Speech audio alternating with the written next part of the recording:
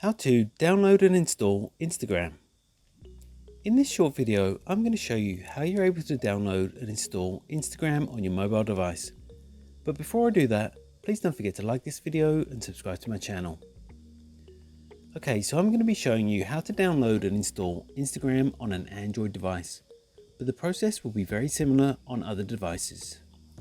So first what you need to do is head over to the Play Store, then tap on the search bar in the top of the screen, and then do a search for Instagram. Tap on the Instagram app in the search results, and then tap on Install.